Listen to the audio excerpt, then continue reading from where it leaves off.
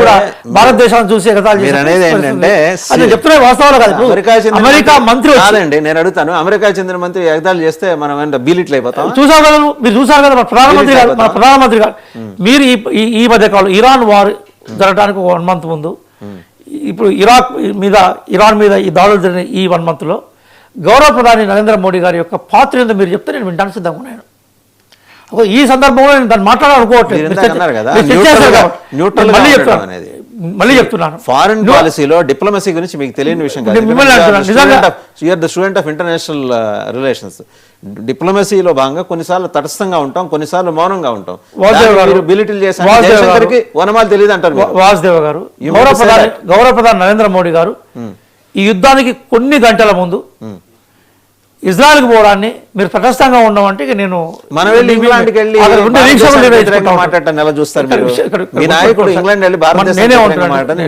మీరేం చేస్తున్నారంటే ఇంటర్నల్ గా మీరు లింక్ చేస్తున్నారు. మళ్ళీ చెప్తున్నాను, మీరు ఇంటర్నల్ లింక్ చేస్తున్నారు. నేనేమంటున్నానంటే కాంగ్రెస్ పార్టీ విధానాన్ని అడుగుతున్నారు కదా. కాంగ్రెస్ పార్టీ స్పష్టంగా భారతదేశానికి సంబంధించిన విదేశాంగ విధానాల్లో ప్రభుత్వాన్ని అన్ని సందర్భాల్లో సపోర్ట్ చేసింది.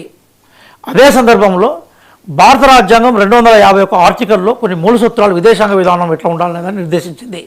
నేను చదువుంటే చదువుతాను.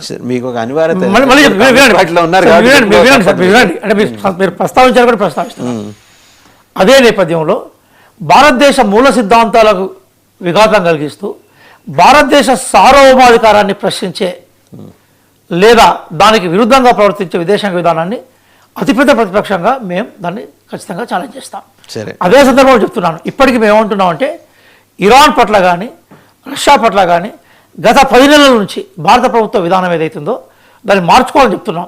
మా ప్రభావం ఉంది కాబట్టి మేము మాట్లాడినాం కాబట్టి ఈరోజు కేంద్ర ప్రభుత్వం గౌరవంతో వెళ్ళి ఈరోజు ఇరాన్కి సంబంధించిన కౌన్సిల్ దగ్గర పోయి సంతాప సందేశాన్ని కనీసం రాసే ప్రయత్నం చేసింది. అది అవాంఛనీయ పరిణామమే కదా. ప్రతిపక్షమే మాట్లాడుకుంటే ఏమైందంటే, ప్రతిపక్షాలే మౌనంగా ఉంటే ఏంటంటే ఇప్పుడు మనం అనుకుంటున్న వ్యవస్థలోకి మనం ప్రయాణం చేసే ప్రయత్నం చేస్తాం. ప్రశ్నలు మీరు విదేశాంగ మంత్రి డాక్టర్ జయశంకర్కి విదేశాంగ విధానం తెలియదు, అది నేను ఆ మాట అనలేదు, మీరు వినట్లేదు. నేను మళ్ళీ చెప్తున్నాను, మీరు ఏం చేస్తున్నారంటే నన్ను పట్ల ఒక పాయింట్ దగ్గర పోయి వదిలి పెడతాం అనుకుంటారు. మేము వివాక్షం సార్, ఒక దగ్గర ఆగాం. మేము మమ్మల్ని ఒక దగ్గర మీరు బంధించలేదు కాంగ్రెస్ పార్టీని. నేనేమంటున్నానంటే మళ్ళీ చెప్తున్నాను సార్, భారతదేశ విదేశాంగ విధానము పూర్తిగా స్వతంత్ర ప్రతిపత్తితో ఉండాలి, అమెరికన్ సెంట్రిక్గా ఉంటుందని చెప్తున్నాం. మళ్ళీ చెప్తాం. 50 ఏళ్ల పాటు మేము చేశాం కాబట్టి ఈరోజు భారతదేశానికి ప్రపంచంలో గౌరవం వచ్చింది సార్. ఇప్పుడు ఈరోజు నిక్సన్ని అమెరికాకు పోయి మైండ్ యువర్ బిజినెస్ అని చెప్పిన ప్రధానమంత్రి ఇందిరాగాంధీ గారు, అరే కనీసం ఇరాన్ మీద దాడి చేస్తా ఉన్నప్పుడు లేదా ఇంకో దేశం మీద దాడి చేస్తా మాట్లాడలేదు మోడీ గారు. ముఖం మీద ఫైల్స్ ఇసిరేసి వచ్చిన ఒక ధీరోదాత్త మహిళా ప్రధాని కూడా ఇందిరాగాంధీ, అది కూడా చెప్తా నేను. అందులో ఎట్లాంటి అంటే మన ప్రధానమంత్రులు వాళ్ళు కాంగ్రెస్ పార్టీ బీజేపీ అని అడిగారు కాబట్టి పాయింట్ చెప్తాను. నేను మీకు దానికి అదనంగా ఇంకో పాయింట్ కూడా చెప్పాను, నిలదీసి వచ్చింది. వాసుదేవ్ గారు చాలా క్లియర్ గుర్తుపెట్టుకోవాల్సిందంటే, విదేశాంగ అంశాలకు వచ్చినప్పుడు మనం మాట్లాడే మాటలు కానీ లేదా మనం ఇస్తున్న భాష్యాలు కానీ చాలా సెన్సిటివ్గా ఉంటాయి. ఎందుకోసం అంటే దేశం ఫస్ట్ మనకి. ఆ నేపథ్యం నుంచి మా పార్టీ ఎప్పుడు బయటకు వచ్చిన సందర్భాలు బయటకు కూడా రాదు. కానీ అదే సందర్భంలో భారతదేశ ప్రయోజనాలు కూడా ఇంపార్టెంటే కదా. ఎందుకోసం అంటే ఈరోజు ఈ అంశము మన వంటని దగ్గర వచ్చింది కదా. ఎందుకు ఈ విషయాన్ని అంటున్నంటే, హార్మోజ్ జలసంధిని మూసేసినప్పుడు ఇరాన్ ఇచ్చిన స్టేట్మెంట్ ఏంటి? మేము చైనా నౌకలకు కానీ రష్యా నౌకలకు కానీ మేము వెసులుబాటు కల్పిస్తూ ఉన్నారు. ఒకవేళ మనం కనుక ఇజ్రాయెల్ పర్యటన కనుక, అంటే నా అభిప్రాయంగా చెప్తున్నాను, ఇజ్రాయెల్ పర్యటన కనుక మోడీ గారు కనుక చేయకుంటే యుద్ధానికి ముందు బహుశా మూడో దేశంగా భారత్ పేరు కూడా అలా ఉండే అవకాశం ఉండేదేమో.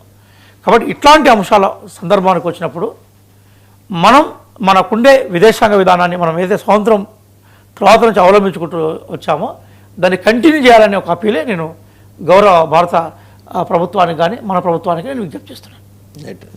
నేను ఈ పాయింట్ అడిగాను, మీరు ఏంటంటే అది వదిలేసి మిగిలిన మాట్లాడారు. బంగ్లాదేశ్ ఇష్యూ అడిగా. బంగ్లాదేశ్కి సపోర్ట్ ఎక్స్టెండ్ చేయడాన్ని మీరు ఎలా చూస్తున్నారు? అంటే ఇంటర్నేషనల్ రిలేషన్స్ అధ్యయనం చేసిన ఒక సీనియర్ అకాడమిషియన్గా మీరు ఎలా చూస్తున్నారు? నేను దానికి సమాధానం చెప్పాను సార్, గుజరాల్ డాక్టర్ రూపంలో నేను చెప్పాను. ప్రాక్టికల్ చెప్తాను. గుజరాల్ డాక్టర్ మనం ఇరుగు పొరుగు దేశాలతోటి సత్సంబంధాలు పెట్టుకునే దాంట్లో భారత్ ఎప్పుడు వెనుకోకపోతుందనేది మన అభిప్రాయంగా ఉండాలి. కానీ అదే సందర్భంలో బంగ్లాదేశ్ ఏవైతే భారతదేశం పట్ల వ్యతిరేకతను చాలా సందర్భాల్లో ఈ మధ్య కాలంలో ఎక్కువ స్థాయిలో వ్యక్తపరిచిందో దానికి సంబంధించిన రిస్ట్రిక్ట్ చేయాల్సిన బాధ్యత కూడా భారతదేశానికి ఉంటుంది. అంటే మన సహాయాన్ని వాళ్ళు లైసెన్స్గా తీసుకునే పరిస్థితి కల్పించవద్దు, మన సహాయాన్ని పట్ల గ్రాటిట్యూడ్ కల్పించే ప్రయత్నం చేయాలి. అదే సందర్భంలో ఇప్పుడు కొత్తగా ఏర్పడ్డ గవర్నమెంట్కి ఒక అవకాశాన్ని కూడా మనం భారతదేశం వైపు నుంచి ఇచ్చే ప్రయత్నం చేద్దాం. బహుశా ఆ రూపంలోనే ఈ 60 కోట్లకు సంబంధించిన ఈ సబ్సిడీలు కానీ సహాయం ఉండే దిశలో భారత ప్రభుత్వం ఆలోచించవచ్చు. ఇక్కడ మొన్ననే రీసెంట్గా అక్కడ మళ్ళీ డెమోక్రటిక్ అనేది రిస్టోర్ అయిపోయింది, ప్రజలు ఎన్నుకున్న గవర్నమెంట్ ఏర్పడింది. ఇప్పుడు మన వైపు నుంచి స్నేహస్థాన్ని ఇద్దాం, వాళ్ళ ప్రతిస్పందన ఏ రూపంలో ఉంటుంది చూసిన తర్వాత మళ్ళీ బంగ్లా ఇండో సంబంధాల మీద మాట్లాడుకునే ప్రయత్నం చేద్దాం. చేతి మీద అయ్యో తేలు పాపం కొట్టుకుపోతుంది నీళ్ళలో అని చెప్పి చేతి మీద పెట్టిన అనుకోండి, మీ చేయి కుట్టేస్తుంది. బంగ్లాదేశ్ కూడా అలాంటిదే. ఇప్పుడు ఒక విషయం చెప్పాను సార్, నేను ఏమన్నానంటే భారతదేశాన్ని బంగ్లాదేశ్ ఇద్దరిని కంపేర్ చేసి చూడడమే మన అనాలిసిస్లో లోపంగా నేను చూస్తున్నాను. ఎందుకోసం అంటే బంగ్లాదేశ్ అనేది భారతదేశం ఇచ్చిన భిక్ష. మళ్ళీ చెప్తున్నాను, మీరు అనుకుంటున్నారు అలా అనుకోవట్లేదు, వాళ్ళు అనుకోకపోవచ్చు, నేను చెప్తున్నాను భిక్ష వాస్తవం. ఇప్పుడు చారిత్రక వాస్తవాలు ఉంటాయి సార్, మనం ఎన్ని మాట్లాడినా కూడా వాటికి భిన్నంగా మనం ప్రయత్నం చేయలేం.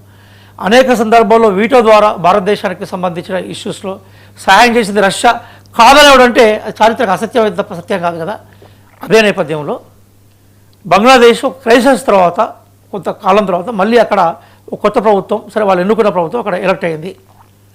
భారతదేశం ఒక పెద్ద దేశంగా ఒక పక్క దేశానికి అడిగిన రూపంలో సహాయం చేసే ప్రయత్నం చేస్తూ ఉన్నది.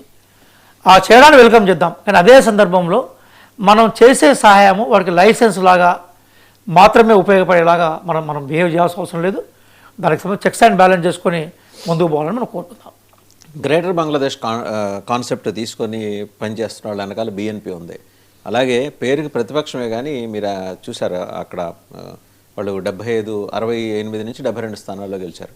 అది జాగ్రత్తగా చూస్తే వెస్ట్ బెంగాల్ బార్డర్లో ఉన్న అసెంబ్లీ సెగ్మెంట్స్లోనే వాళ్ళు అక్కడి నుంచి గెలిచారు.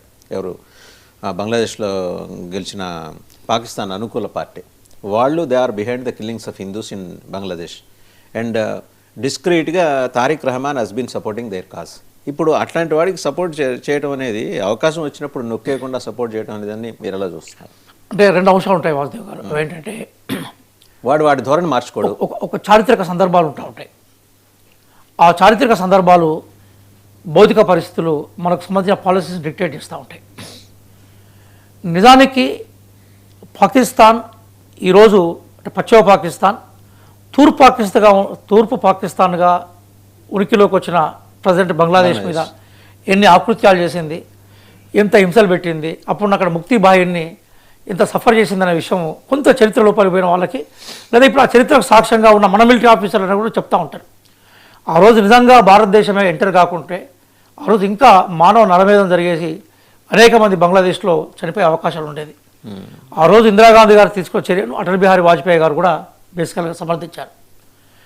కొన్ని సందర్భాల్లో త్యాగాలకు సంబంధించిన చరిత్ర తెలియని వాళ్ళు, అజ్ఞానులు ఈరోజు మన దేశంలో కూడా భారతదేశ స్వతంత్ర ఉద్యమాన్ని అపహాస్యం చేసేవాళ్ళు, గాంధీ గారి పాత్ర, నెహ్రూ పాత్ర అపహాస్యం చేసేవాళ్ళు కూడా ఈరోజు భారతదేశంలో మనం చూస్తున్నాం. కాబట్టి చరిత్రలో ఏమవుతుందంటే కొన్ని సెక్షన్స్ వస్తూ ఉంటాయి. ఆ సెక్షన్స్ చరిత్ర నేపథ్యాన్ని తెలియని సెక్షన్స్ ఉంటూ ఉంటాయి. వాళ్ళ స్టేట్మెంట్ని మనం ఎప్పుడు కూడా మేజర్గా మనం చూడాల్సిన అవసరం ఉండదు. నిజంగా కృతజ్ఞతతో కూడుకున్న సమాజమే భారతదేశంలో ఉంది కాబట్టి, భారతదేశానికి ఆ చారిత్రక విశ్వాసం ఉంది కాబట్టి ఇప్పటికి కూడా మనం విలువలను పాటించే జనసంఖ్యనే మన భారతదేశంలో ఎక్కువ కనబడుతుంది. బంగ్లాదేశ్లో కూడా ఉన్నత విలువలతో కూడుకున్న ప్రభుత్వం ఏర్పడాలని మనం కోరుకోవాలి. అదే సందర్భంలో మన చుట్టుపక్కల దేశాల్లో కూడా ప్రజాస్వామ్య వ్యవస్థలు ఉండాలనే కోరికతోటే భారతదేశం వ్యవహరించాలని మనం కోరుకోవాలి, వ్యవహరించే విధంగా మనం సహకరించాలి. సరిపోదు కదండి, అనట్లేదు సార్, అందుకోసం మనం కోరుకోవాలి మన వైపు నుంచి. బంగ్లాదేశ్ ఎట్లా ఉండాలి, అక్కడ ఏ ప్రభుత్వం ఉండాలని డిసైడ్ చేసే అవకాశం మనకు ఉండదు కదా, అది వాళ్ళ ఇష్టం.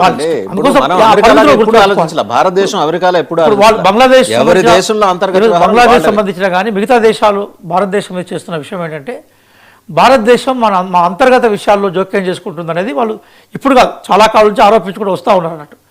మనమేమంటున్నాం అంటే భారతదేశానికి సంబంధించిన విషయాల్లో మనం వాళ్ళతో మంచిగా ఉండే ప్రయత్నం చేద్దాం, వాళ్ళు మనతో మంచిగా ఉండే ప్రయత్నాలకు సంబంధించిన అవకాశాలు కల్పిద్దాం. Gone are the days విధానం. అండి. మీరు అదే చెప్పింది సందర్భంలో ఒక 50 ఏళ్ల క్రితం నడిచింది. నేను ఇప్పుడు అదే నడవదు. అదే అదే సందర్భం మళ్ళీ Order of the day మారింది. అదే సందర్భంలో నేను ఏమంటున్నాను సార్, ఈరోజు ప్రపంచవ్యాప్తంగా కూడా చాలా దేశాల్లో ఇంక్లూడింగ్ ఇండియా అంటున్నాను, కొన్ని ఫండమెంటల్ ఫోర్సెస్ కావచ్చు, లేకపోతే ఎక్స్ట్రీమిస్ట్ ఐడియాలజీ వాళ్ళు కావచ్చు, అలా ఏ మతానికి సంబంధించిన వాళ్ళు కావచ్చు, వాళ్ళు ఒక నేపథ్యాన్ని మర్చిపోయి మాట్లాడే సందర్భాలు ఈరోజు మనం ఎక్కువ చూస్తున్నాం. మనం అంటే ఒక చారిత్రక నేపథ్యాన్ని, ఒక చారిత్రక సందర్భాన్ని మర్చిపోయి వాళ్ళ ఎదురుగా కనిపించే విషయాన్ని ప్రజల మధ్య వైషమ్యాలు పెంచే ప్రయత్నాలు చేస్తూ ఉన్నప్పుడు వాళ్ళను కూడా మనం గమనంలోకి తీసుకునే ప్రయత్నం చేయాలి. అదే సందర్భంలో అవి మన దేశానికి థ్రెటన్గా మారినప్పుడు ఖచ్చితంగా దానికి సంబంధించిన యాక్షన్ ప్లాన్ కూడా మన దగ్గర ఉండాలి. సరే, మనం ఈ పాటకు వద్దాం సార్. పుతిన్ ట్రంప్ ఏం మాట్లాడుకున్నారు దగ్గరికి వచ్చేప్పటికి ట్రంపే ఫోన్ చేశాడు. అకార్డింగ్ టు వాళ్ళు అఫీషియల్గా చెప్పిన దానిపై అంటే ఏం మాట్లాడుకున్నారు అనేది మీడియాలో రాదు, బట్ మాట్లాడుకుంది ఏంటనేది లీక్స్. ఆయన పెట్టింది, Putin is a season politician, ఆయన కేజీబీ చీఫ్గా చేశారు, అపారమైన పట్టున్నాడు యురేషియన్ అఫైర్స్ మీద, ఇంటర్నేషనల్ అఫైర్స్ మీద అపారమైన పట్టున్నాడు, యుద్ధతంత్ర నిపుణుడు, ఆయుధ నిపుణుడు కూడా. ఆయన multi discipline, multi talented personality. ఆయన శాంతం విన్నాడు. ముందర ఏంటంటే పుతిన్ దగ్గర గొప్ప లక్షణం వింటారు. ఆయన శాంతం విన్నాడు, ఏం సోది చెప్తాడు వినేద్దాంలే అని. మొత్తం విన్న తర్వాత 5 పాయింట్స్ ఆయన ముందు పెట్టాడు. ఫస్ట్, మీరు ఇరాన్ నుంచి విత్డ్రా అయిపోండి. 2, ఉక్రెయిన్ వ్యవహారం మాకు వదిలేయండి, మేము ఉక్రెయిన్ చూసుకుంటాం, ఉక్రెయిన్ వెనకాల నుంచో మాకండి. 3, ఆయన చెప్పింది ఏంటంటే ఇంటర్నేషనల్ అటామిక్ ఎనర్జీ అసోసియేషన్ వాళ్ళు వచ్చి ఆ 450 కేజీల 250 కేజీల యురేనియం తీసుకెళ్ళడానికి ఇరాన్ నుంచి ఇబ్బంది రాకుండా నేను చూసుకుంటాను, అది నాకు వదిలేయండి. అది అసలు పెద్ద డీల్ ఇందులో, ఇంకా దానివల్లే కదా యుద్ధం అంతా వచ్చింది. 4, ఇజ్రాయెల్ని మీరు కంటైన్ చేయండి, ఇజ్రాయెల్ జోలికి అదే ఇజ్రాయెల్ని ఇక మీదట ఎక్కువ చేయొద్దని చెప్పండి, దాని వెనకాల ఉండమాకండి. 5 వచ్చేప్పటికి చాలా క్లియర్గా కేటగిరికల్గా చెప్పింది అంటే, మేము చేసుకునే వ్యాపారాలు మా ఒప్పందాల్లో మీరు వేలు పెట్టి కెలికే ప్రయత్నం చేయమాకండి. ఈ 5 చెప్పాడు ఆయన. ఈ 5లో ఇష్టం లేకపోయినా తలూపాడు. కారణం ఏంటంటే అంతర్జాతీయ సమాజంలో తన పరువు అంటే ఉందని ఆయన అనుకుంటున్న పరువు పోతుందేమో అని, ఉందని ఎవరు అనుకోవట్లేదు, ఆయనది అనుకుంటున్నాడు పరువు పోతుంది అనేది. సో ఈ 5కి ఒప్పుకున్న తర్వాత ఇవాళ Putin has become a large player in the international market అండి. చైనాని ఎవడు నమ్మడు ఫస్ట్ ఆఫ్ ఆల్, అందువల్ల చైనాతో ఎవడు మాట్లాడు, చైనాని ఎవడు నమ్మడు. వాసుదేవన్ గారు, అంటే ప్రాథమికంగా సరే పుతిన్ ఏవైతే ప్రధానమైన డిమాండ్స్ ఈరోజు ట్రంప్ గారు కండిషన్స్ పెట్టాడు, పెట్టాడు, మనం దాన్ని ఒక అంశం తర్వాత మరొక అంశాన్ని చూసినా కూడా అవి ప్రపంచానికి ఉపయోగపడే కండిషన్స్ కన్నా కనబడతా ఉన్నాయి. అందులో రష్యా ప్రయోజనాల కన్నా ఒక ప్రపంచ ప్రయోజనాలకే ఆయన ఇచ్చాడు. ఒక 2 సందర్భాల్లో తనను కూడా తను కాపాడుకునే ప్రయత్నం చేశాడు, ఎస్పెషల్లీ ఉక్రెయిన్కి సంబంధించిన సందర్భాలు చేసినప్పుడు. ఈరోజు కనుక పుతిన్కి సంబంధించిన ఈ కండిషన్స్ కనుక అమెరికా బేషరతుగా అంగీకరిస్తే యూనిపోలార్ వరల్డ్ అనేది కథమైనట్టే సార్. ఈ వరల్డ్ అనేది కొత్త వ్యవస్థ, అంటే మన ఇప్పటిదాకా మనకు కనిపించిన విషయం ఏంటంటే, ఎప్పుడైతే మనకు చావేజ్ ముదురోను అమెరికా ఎత్తుకొని పోయిందో క్లియర్గా మనకు అర్థమైందంటే, అమెరికా ఈరోజు ప్రపంచంలో అమెరికా ఆధిపత్య న్యూ వరల్డ్ ఆర్డర్ని క్రియేట్ చేయాలనుకున్నది, నూతన ప్రపంచ విధానాన్ని నిర్దేశించాలనుకుంది. అది ఇరాన్ యుద్ధంతో దాన్ని ఇంకా సిద్ధం చేయాలనుకుంది. కానీ పరిస్థితులు వాళ్ళకి అనుకూలంగా లేని విషయం అర్థమైంది.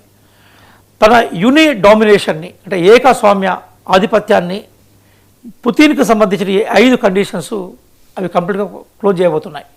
ఇది కనుక జరిగితే ఇమ్మీడియట్గా ప్రపంచం అనేది యూనిపోలార్ వరల్డ్ నుంచి, అంటే అమెరికా అనుకుంటే యూనిపోలార్ వరల్డ్ నుంచి మల్టీపోలార్ వరల్డ్ అంటే బహు ధ్రువ ప్రపంచంలోకి ఎంటర్ కాబోతుంది. ఇది భారతదేశం లాంటి పొటెన్షియల్ దేశం ఏదైతుందో మనకు ప్రపంచవ్యాప్తంగా బిజినెస్ రీత్యా కానీ, లేదా మన పొలిటికల్ స్ట్రాటజీ రీత్యా కానీ, బిగ్ మార్కెట్ రీత్యా కానీ మనకు ఎక్కువ ఉపయోగపడే అవకాశాలు ఉన్నాయి. దాన్ని ఉపయోగించుకునే ప్రయత్నం చేయాలి. కానీ మనం అనుకున్నంత ఈజీగా ట్రంప్ ఈరోజు పుతిన్ సంభాషణలో తల ఊపి రేపు మళ్ళీ తల ఎటంటారో కూడా తెలియదు. ఎందుకోసం ట్రంప్ యొక్క స్టేట్మెంట్స్ క్రెడిబిలిటీ బయట వదిలేయండి సార్, బయట వదిలేయండి. ఇప్పుడు ఇంటర్నల్గా he has to face the music. ఎందుకంటే రేపు పొద్దున కాంగ్రెస్లో ఆయన కాంగ్రెస్ క్వశ్చన్ చేయబోతుంటే $5.6 బిలియన్ ఖర్చు అయింది ఇప్పటిదాకా ఏది యుద్ధంలో. ఈ 10 రోజుల్లో $2 బిలియన్ నష్టపోయారు. మనం ఖర్చు దగ్గర చూసుకుంటే మన భాషలో చూసుకుంటే దగ్గర మన 50,000 కోట్ల రూపాయలండి. 50,000 కోట్ల రూపాయలు తక్కువ వ్యవహారం ఏం కాదు. అంటే వాళ్ళకి అఫ్కోర్స్ 2-3 దేశాల బడ్జెట్లు అనుకోండి, వాడికి అవి పట్టవు. ఇది కాంగ్రెస్ రేపు నిలదైపోతుంది. రిపబ్లికన్స్ నుంచి ఆయనకు ప్రొటెస్ట్ ఉంది. సో అనివార్యంగా he has to కన్సీడ్ to the conditions, Putin పెట్టిన కండిషన్స్ ముందు తలొగ్గక తప్పని పరిస్థితి. అమెరికన్ సమాజం ఆయన సపోర్ట్ చేయట్లేదండి, మీరు గమనించండి. ఇప్పుడు నిన్న ఏదో రీసెర్చ్ సర్వేలో 27% మాత్రమే యుద్ధాన్ని సపోర్ట్ చేస్తున్నారు, మనం చూసాం దాన్ని. దానికన్నా ముఖ్యంగా వాసుదేవ్ గారు, మనకి సెప్టెంబర్ నుంచి అమెరికాలో మిడ్ టర్మ్కి సంబంధించిన వాళ్ళకు కొన్ని ఎలక్షన్స్కి సంబంధించిన ప్రోగ్రాము ఉంది. ఆ ప్రోగ్రాంలో గెలవడం కూడా ట్రంప్కి ఇంపార్టెంటే. ఇప్పుడు ప్రజాభిప్రాయం అనేది మొన్న లక్షల సంఖ్యలో వీధుల్లోకి వచ్చినట్టుగా మనకు మీడియా చూపెట్టింది. ప్రజాభిప్రాయం అనేది మెల్లమెల్లగా వెనక్కి వెళ్ళిపోతుంది ట్రంప్ యుద్ధం పట్ల. అయినా కూడా మొన్న రీసెంట్గా సెనెట్ ట్రంప్ను సపోర్ట్ చేసే సందర్భాన్ని కూడా మనం చూడాలి. ఒకసారి ఈ మారుతున్న పరిస్థితుల్లో అమెరికన్ ఫారిన్ పాలసీని ఎక్కువ ప్రభావితం చేసేది ఏ అంశం అంటే వాళ్ళ ప్రజాభిప్రాయమే. ఇప్పటికీ మనం ఎన్ని మాట్లాడినా కూడా అమెరికా సివిల్ సొసైటీకి ఆ పవర్ ఉంది. వియత్నాంలో దాదాపుగా చివరి దాకా పోయి మళ్ళీ వెనక్కు రావడానికి వెనుక అమెరికా ప్రజాభిప్రాయమే సైన్యాన్ని వెనక్కి తీసుకొచ్చింది. ఇది ఆఫ్ఘనిస్తాన్ నుంచి కానీ, తర్వాత కువైట్, ఇరాన్ నుంచి కానీ, ఇరాక్ నుంచి కానీ అమెరికా ఆర్మీ వెనుక రావడంలో యుద్ధము, అపజయాలు, విజయాల కన్నా ప్రజాభిప్రాయం వెనుక తీసుకొచ్చింది. అంటే చాలా సందర్భాల్లో అమెరికన్ ప్రజలకి వాళ్ళకి సంబంధించిన డెమోక్రటిక్ వాల్యూస్ లేదా వాళ్ళ ఎకనామిక్ క్రైసిస్ అనే ఇష్యూ వచ్చినప్పుడు వెంటనే రోడ్డు మీదకి వచ్చే చైతన్యం వాళ్ళకు ఉన్నది. కాబట్టి ఆ ప్రజాభిప్రాయానికి మొట్టమొదటిసారిగా ట్రంప్ తలవక తప్పదనే విషయాన్ని మనం గుర్తుపెట్టుకోవాలి. ఈరోజు పుతిన్కి సంబంధించిన ఇష్యూస్ని, కండిషన్స్ కనుక అమెరికా ఒప్పుకుంటే, నేను ఇంతకుముందు చెప్పినట్టుగా ప్రపంచంలో మళ్ళీ మనం ఆశించిన ఇది అంటే బహు ధ్రువ ప్రపంచానికి సంబంధించిన బీజాలు ఏర్పడుతూ ఉంటాయి. ఇక్కడ అదే సందర్భంలో మనం గుర్తుపెట్టుకోవాల్సిన విషయం ఏంటంటే, ప్రజాస్వామీకరణ ప్రపంచంలో ఎంత బాగా జరిగితే మానవ విలువలు పెరుగుతూ ఉంటాయి, అభివృద్ధి వైపు మనం పోతూ ఉంటాం. కరోనా అనేది ప్రకృతి తీసుకొచ్చిన గొప్ప ఎమర్జెన్సీ కదా సార్. మనకి మిగతా యుద్ధాలు ఇవన్నీ మనం మానవ నిర్మితాలు అయితే, కరోనా అనేది మొత్తం ప్రకృతి తీసుకొచ్చి అక్కడి నుంచి కూడా అమెరికా పాఠాలు నేర్చుకోకపోవడం అనేది బాధాకరం. మనం తర్వాత నేను గమ్మతైన విషయం కూడా చెప్తాను. నేను ఎపిస్టన్ ఫైల్కి సంబంధించిన చర్చ కూడా నేను మళ్ళీ ఈవినింగ్ బయటకు వచ్చేసి మళ్ళీ ట్రంప్కి సంబంధించిన కొన్ని వీడియోస్ వస్తాయి, ఫేక్ వీడియోస్. ఇప్పుడు వచ్చిన తర్వాత ఏది నిజమైన వీడియో, ఏది ఫేక్ వీడియో తెలియని సందర్భాల్లో కూడా ఉంది. అట్లాంటి అంటే ఎపిస్టన్ ఫైల్స్ లాంటి ఇష్యూస్ బయటకు వచ్చినా కూడా అక్కడ ప్రజాభిప్రాయం మారే కంట్రీ అమెరికా. కాబట్టి నిజంగా అమెరికాలో సరే ఎన్నున్నా కూడా అమెరికాలో ఇప్పటివరకు మనకు 1776లో వాళ్ళ స్వతంత్ర ప్రకటన వచ్చిన దగ్గర నుంచి ఇప్పటిదాకా డిక్టేటర్షిప్ అంటే మిలిటరీ డిక్టేటర్షిప్ అయితే ఆ గవర్నమెంట్ పోలేదు. కానీ అదే సందర్భంలో వాళ్ళకు సంబంధించిన వెసులుబాటు ఎప్పుడు కూడా వాళ్ళ ఎకనామిక్ బెనిఫిట్ వైపే ఉంటుంది. అమెరికన్ ఫారిన్ పాలసీ ఎప్పుడైనా కూడా మా ఇంటికి వస్తే ఏం తెస్తావు, మీ ఇంటికి వస్తే ఏమి ఇస్తావు దాని మీదే ఉంటుంది అది. కాబట్టి ఇప్పుడు ఆ ప్రజాభిప్రాయం కనుక యుద్ధం నుంచి ట్రంప్ వివరింపజేస్తే, ట్రంప్ అనివార్య పరిస్థితుల్లో ట్రంప్కి ఇష్టం లేకున్నా కూడా పుతిన్ కండిషన్కి అంగీకరిస్తే మళ్ళీ మనం న్యూ వరల్డ్ ఆర్డర్ కొత్తగా ఏర్పడే అవకాశం. సరే, ఇప్పుడు అరబ్ పాటుకొద్దాం సార్. గల్ఫ్ నేషన్స్ నిజంగా ఈ మొత్తం ఎపిసోడ్లో సంబంధం లేకపోయినా నష్టపోయిన దేశాలు అవి. అది బాధాకరమైన విషయం. వాళ్ళు నష్టపోయిన కారణంగా దరిమిలంగా క్యాస్కేడింగ్ ఎఫెక్ట్ మనలాంటి దేశాలు నష్టపోతున్నాయి. ఎందుకంటే మీరు ఇందాక అన్నారు, మన ఇంటి దాకా వచ్చింది యుద్ధం, ఒంటింటి దాకా వచ్చింది యుద్ధం. కరెక్ట్. అది ఈరోజు గ్యాస్ సిలిండర్ పెంచారు డొమెస్టిక్, సరే దాని మీద కంట్రోల్ పెట్టారు. నిన్న ఎస్మా యాక్ట్ కూడా ప్రయోగిస్తామని ప్రధానమంత్రి చాలా స్పష్టంగా చెప్పారు. అది పక్కన పెడితే ఈరోజు ఈ 7 దేశాలు కనుక చూస్తే, బహ్రెయిన్ కావచ్చు, మనం దుబాయ్ కావచ్చు, వాటి మీద దాడులు చేయటం ఏంటండి? ఇప్పుడు ఎంత దుర్మార్గం అది. మీరు అమెరికాతో ఏమైనా పంచాయతీ ఉంటే అమెరికాతో తెలుసుకోవాలి. మీరు అనొచ్చు, మీరు ఇరాన్ సపోర్ట్ చేయొచ్చు, వాళ్ళ మీద అలా ఒత్తిడి పెడితే కానీ అమెరికా దిగిరాదని. Right, for no reason they have suffered కదా. ఇవాళ ప్రపంచంలో దుబాయ్ గొప్ప రియల్ ఎస్టేట్ మార్కెట్, బదలైపోయింది దుబాయ్. అండ్ అక్కడికి వెళ్ళి మన ప్రజలే, మన తెలంగాణ ప్రజలే 25 లక్షల మంది ఉన్నారు అక్కడ. ఒకసారి ఇమాజిన్ చేయండి. వాసుదేవ్ గారు, కనీసం ఈ యుద్ధం ముగిసిన తర్వాత అయినా కూడా ఇప్పుడు మనం అనుకున్న మధ్యప్రాచ్య దేశాలు, అరబ్ దేశాలు కొంత రీథింక్ స్టార్ట్ చేయడం మంచిదనేది నేను అభిప్రాయపడుతున్నాను. ఎందుకోసం బాగా గుర్తుపెట్టుకోండి, విదేశాంగ వ్యవహారాలని ఏ దేశం తన జాతీయ ఆసక్తుల ప్రకారం నిర్మించుకోవాలి. ఇది ఇంటర్నేషనల్ రిలేషన్స్లో మొట్టమొదటి పాయింట్గా మనం గుర్తుపెట్టుకోవాల్సిన పాయింట్ అంశం. మీరు నేను డెమోక్రటిక్ కంట్రీలో ఉన్నాం కాబట్టి అదే చెప్తాను సార్, అదే చెప్తాను. నేను ఏమంటున్నానంటే, ఈరోజు మనం అనుకుంటున్న ఈ అరబ్ దేశాలు ఏవైతున్నాయో, మధ్యప్రాచ్య దేశాలు ఏవైతున్నాయో, వాళ్ళు దాదాపుగా క్యాంప్ డేవిడ్ సమిట్ తర్వాత వాళ్ళ ఫారిన్ పాలసీని పూర్తిగా అమెరికా ఆసక్తులకు అనుగుణంగా నిర్మించే ప్రయత్నం చేశారు. వాళ్ళు గుడ్డి నమ్మకం ఏం పెట్టుకున్నారంటే, మా మీద ఏం జరిగినా కూడా అమెరికా మమ్మల్ని రక్షిస్తారనే దాని మీద ఉన్నారు. అందుకోసమే వాళ్ళ దేశాల అసలు మిలిటరీ బేస్ అప్పచెప్పారు. కానీ ఈరోజు వాళ్ళు రియలైజ్ అయిన విషయం ఏంటంటే, రియలైజ్ కావాల్సిన కూడా విషయం ఏంటంటే, ఈరోజు ఎప్పుడైతే ఇరాన్ ఇమీడియట్గా తన డ్రోన్లు మిసైల్సే ప్రయోగించి అమెరికా మిలిటరీ బేస్ మీద వాళ్ళ ఆయిల్ రిఫైనరీ మీద దాడి చేసేవారికి ఆ దేశాలు కొత్త పాఠాన్ని నేర్చుకోవడం మొదలుపెట్టాయి. అంటే వాళ్ళు అనుకున్నట్టుగా అమెరికా వాళ్ళ రిస్క్ కోసం ఏం నిలబడే సందర్భాలు కనబడలేదు. మా ఆస్తులు ఎంత నష్టపోయాయని లేదండి. ఆశ్చర్యం ఏంటంటే అమెరికా మా ఆస్తులు ఎంత నష్టపోయాను లెక్క కట్టింది తప్ప అరే ఈ దేశాలకు నేనేం చేయలేకపోయానే ఆలోచన కూడా లేదు. అంటే ఎప్పుడైనా కూడా అమెరికా అనేది చాలా క్లియర్గా ఎకనామిక్ ఇంట్రెస్ట్ తోటి పనిచేసే ఇంపీరియలిస్టిక్ నేచర్ కంట్రీ అది. అరబ్ దేశాలు ఇప్పటికైనా దాని గుణపాఠం నేర్చుకుంటే మంచిది. అదే సందర్భంలో ఇప్పటికీ ఆ దేశాల్లో ఉన్న ప్రధానమైన లోపం ఏంటంటే సార్, మానవ వనరులు అంటే సరే వాళ్ళకు సంబంధించిన లేబర్ యాక్టివిటీస్ ఏమైనా ఉంటే వేరే దేశాలకు సంబంధించిన వాళ్ళ మీద డిపెండ్ కావచ్చు.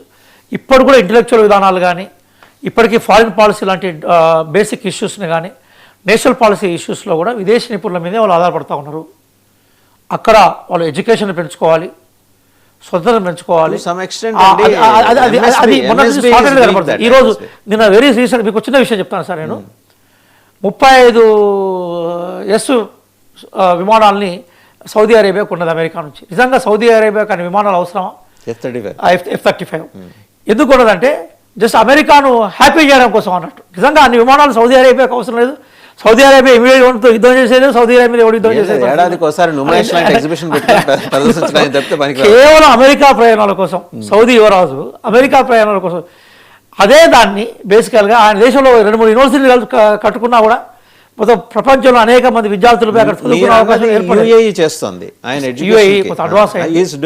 ఇప్పుడు ఖతర్ ఉంది సార్. ఖతర్ గ్యాస్ నిల్వలు ఉన్నాయి. ఇప్పుడు నిజంగా ఇప్పుడు మన సడన్గా ఫస్ట్ మన పాయింట్ గ్యాస్ పోయింది. ఎందుకు భారతదేశం అయిందంటే ఖతర్ బాగా దెబ్బతిన్నది. ఖతర్ గ్యాస్ లైన్ పోయినాయి. చాలా ఆయిల్ పోర్ట్ ఎక్కడైతే వాటర్ రిసోర్సెస్ అంటే మనకి ఎక్కడైతే ఉప్పు నీరు మంచినీరు వాటి మీద ధ్వంసం చేసే తెలుసా అండి. లీటర్ వాటర్ ₹1,00,000 ఇప్పుడు అక్కడ. ఎగ్జాక్ట్. అందుకోసం నేనేమంటున్నానంటే ఇప్పుడు దీని తర్వాత ఆ దేశాలకు ఒక విషయం అర్థం కావాలి. Petrol ₹2, litre water ₹1,00,000. అంటే సరే వాళ్ళకు పెట్రోల్ ఉంది కాబట్టి అట్లా ఇవ్వగలుగుతున్నారు. అంటే మనం ఏమంటున్నాం సార్, ఈ యుద్ధం తర్వాత అనేక దేశాలు నేర్చుకోవాల్సిన పాఠాలు ఉన్నాయి. అంటే అమెరికా అనేది మోస్ట్ రిలయబుల్ కాదు. అదే సందర్భంలో చైనాను కూడా బేసికల్గా మనం పూర్తిగా నమ్మాల్సిన అవసరం లేదనే విషయం కూడా ఈ వార్ ప్రూవ్ చేసింది. ఎందుకోసం ఇరాన్ నుంచి ఎక్కువ సహాయం పొందిన దేశాలు భారతదేశము అట్లాగే చైనా. ఈ మధ్య కావాలంటే చైనా ఎక్కువగా సహాయం పొందింది. కానీ సరే మరి ఇండైరెక్ట్గా ఏం చేసిందో మనకు అది బయటపడే అవకాశం ఉండదు. కానీ బహిరంగంగా మాత్రం ఎక్కడ చైనాకి ఉత్తర కొరియాకు సంబంధించిన నాయకుడు బయటకు వచ్చి ఇరాన్ వారిని ఎట్లయితే వ్యతిరేకించాడు, ఇరాన్ మీద దాడిని దురాక్రమణ అన్నాడు, చైనా కనీసం సరే సపోర్ట్ చేసింది వేరే విషయం. ఫైనల్గా ఒక పాయింట్ చెప్పండి సార్. ఫైనల్గా సరే let us come to the part of terrorist groups అండి. Hezbollahs, Hamas and Houthis. ఇందులో హౌతీస్ అనేది మోస్ట్ అన్ఆర్గనైజ్డ్ టెర్రరిస్ట్ గ్రూప్. వాళ్ళు బేసిక్గా సీ పైరేట్స్, సముద్రపు దంగలు. వాళ్ళ స్ట్రైట్ ఆఫ్ హెర్ముజ్ దగ్గర అక్కడ ఇక్కడ గట్ల మీద కూర్చుంటారు, వచ్చే షిప్పులను కొడుతుంటారు, దోచుకుంటారు, చంపుతుంటారు. వాళ్ళని చేరదీసి ఫండింగ్ ఇచ్చి ప్రపంచం మీద ఉసుగొల్పింది ఇరాన్. మీరు ఒప్పుకునకపోయినా హమాస్ని ఇజ్రాయెల్ మీద ఉసుగొల్పింది ఇరాన్, హెజ్బుల్లాస్ని ఉసుగొల్పింది. ఇప్పుడు ఏం చేస్తున్నాడు నెతన్యాహు? కక్ష అంతా తీర్చుకుంటున్నాడు.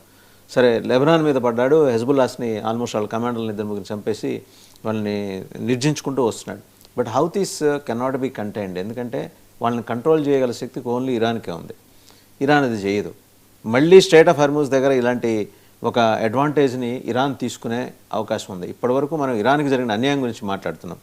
ఇరాన్ వల్ల ప్రపంచానికి జరుగుతున్న అన్యాయం గురించి కూడా మీరు మాట్లాడండి. ఒక అంతర్జాతీయ సంబంధాల విద్యార్థిగా నేను అనుకుంటుంది ఏంటంటే, నా అభిప్రాయం, ఈరోజు ప్రపంచవ్యాప్తంగా సరే మనం ఏదైతే టెర్రరిస్ట్ గ్రూపులు అంటున్నామో అవి ఏర్పడడానికి, అవి కొనసాగడానికి పూర్తిగా బాధ్యత వహించాల్సింది యునైటెడ్ స్టేట్స్ ఆఫ్ అమెరికానే. రష్యాతోటి కోల్డ్ వార్ జరుగుతున్న టైంలోనే ఏ దేశాలైతే రష్యాకు అనుకూలంగా ఉన్నాయో ఆ దేశాలను దెబ్బతీయడం కోసము అమెరికా వీళ్ళను ఈ రూపంలో తీసుకొచ్చింది. దాని తర్వాత అవే భస్మాసుల హస్తాలుగా మారిపోయినాయి. దాన్ని మీరు గుర్తించినా నేను గుర్తించకపోయినా అది ప్రపంచంలో అందరూ గుర్తుపెట్టుకోవాల్సిన వాస్తవం. ఈ రెండో అంశం ఏదైతుందో, ఒకవేళ యుద్ధం కనుక ముగిసిపోయిన తర్వాత ఇరాన్ కూడా మళ్ళీ తను రీకన్స్ట్రక్షన్ చేసుకోవాలి కదా. చేసుకునే క్రమంలో తన ఫోకస్ అంతా కూడా మళ్ళీ తన ఎకనామిక్ రీబిలిటీ మీదే ఉంటుంది.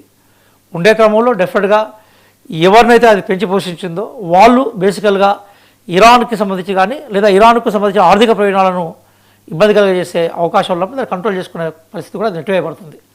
కొన్ని చరిత్రలో కొన్ని సందర్భాల్లో మనం ఒక ఆర్గనైజేషన్ పెంచడమో తగ్గించడమో ఒకవైపు చేయడం కన్నా సందర్భాన్ని క్రియేట్ చేయడం ద్వారా ఒక ఆర్గనైజేషన్ పెరగడం తగ్గడం జరుగుతుంది.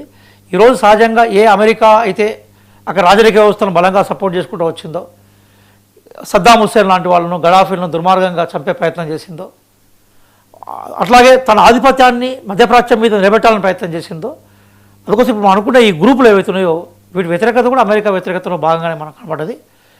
దానివల్ల ఈరోజు ప్రపంచం మొత్తం నష్టాన్ని చవికూరుతుంది. ఇప్పుడు హార్మోజ్ జలసంధి మీద మీరు అన్నట్టుగా హోతీలను ప్రయోగించడం వల్ల ఏమైపోయిందంటే మొత్తం జలసంధి ఆగిపోయింది. దాని ఆ యుద్ధం యొక్క ఛాయలు ప్రపంచం మొత్తం విస్తరించినాయి, ప్రభావం పడ్డది. కానీ అదే సందర్భంలో మనం గుర్తుపెట్టుకోవాల్సిందే సార్, సంపూర్ణ ప్రజాస్వామీకరణ ప్రపంచం మొత్తం జరిగినప్పుడు, మానవ విలువలు పెరిగినప్పుడు, అట్లాగే నాగరికత పట్ల ప్రేమ పెరిగినప్పుడు, ప్రజలు ఇట్లాంటి అంశాల పట్ల చైతన్యంతో ప్రజాస్వామ్యం ముందరికి వచ్చినప్పుడు వీటికి ఫుల్ స్టాప్ పడే అవకాశం ఉంటుంది. ఒక కొటేషన్ చెప్తాను సార్ నేను. జర్నీ జఫర్ సార్ అంటాడు, ఏమంటాడంటే, unless the people are aware the concept of democracy will not be successful అని అంటాడు. అంటే ఇది కేవలం ఒక దేశానికి సంబంధించిన స్లోగన్ కాదు, ఇది ప్రపంచం మొత్తం కూడా. ఇప్పటికీ మనం ఏం కోరుకోవాలంటే రాజరిక వ్యవస్థలో స్థానంలో ప్రజాస్వామ్యం రావాలని కోరుకోవాలి. అది కూడా పరిణితి చెందిన ప్రజాస్వామ్యం అనుకోవాలి మనం. అందుకోసం మనం చూస్తుంటాం ఈరోజు మనం కొన్ని డెన్మార్క్ కానీ, నార్వే కానీ, స్వీడన్ కానీ, ఫిన్లాండ్ కానీ, ఈవెన్ ఆస్ట్రేలియా కానీ, న్యూజిలాండ్ కానీ పెర్ క్యాపిటల్ వాళ్ళ GDP per capital of income మనం చెక్ చేసినప్పుడు వాళ్ళు ఎక్కడ కూడా ఇట్లాంటి సమస్యలని ప్రేరణ చేసే సందర్భాల్లో మనకు కనిపించాం. కాబట్టి ఆ దిశగా నడవాలని మనం కోరుకుందాం. థ్యాంక్ యూ డాక్టర్ రియాజ్ గారు, థ్యాంక్ యూ వెరీ మచ్. అంటే మీరు కోరుకున్నవి, మీరు ఆశించినవి ధర్మం 4 పాదాల మీద నడిచినప్పుడు జరుగుతాయి. నడవాలి, ధర్మం కూడా 4 పాదాల మీద నడవాలని కోరుకుందాం మీతో పాటే. బట్ సో చూసాం కదా, డాక్టర్ రియాజ్ ఇంటర్నేషనల్ అఫైర్స్ ఎక్స్పర్ట్గా, ఆయన జియో పొలిటికల్ అఫైర్స్ ఎక్స్పర్ట్గా మొత్తం ఈ ఇరాన్ అమెరికా యుద్ధాన్ని తాలూకు 360 డిగ్రీస్ 360 డిగ్రీల కోణాన్ని స్పృశించారు. ఏ ఒక్క అంశాన్ని ఆయన వదిలిపెట్టల. మన లోటుపాట్లు ఏమైనా ఉన్నాయో అవి కూడా ఎత్తి చూపారు. మనం ఎక్కడ మనల్ని మనం సవరించుకోవాలి, సరిదిద్దుకోవాలి చెప్పారు. అలాగే అంతర్జాతీయ సమాజానికి ఒక మినేస్ లాగా తయారైన అమెరికా లాంటి ఒక క్యాన్సర్, డైరెక్ట్గా ఈ చనిపోయిన ఖమేనీ అనేవాడు క్యాన్సర్ అని, ఆ క్యాన్సర్కి మందు కనుక్కునే కన్నా అసలు అలాంటి క్యాన్సర్లు పుట్టకుండా మనం నివారణ చర్యలు తీసుకోవాలనేది డాక్టర్ రియాజ్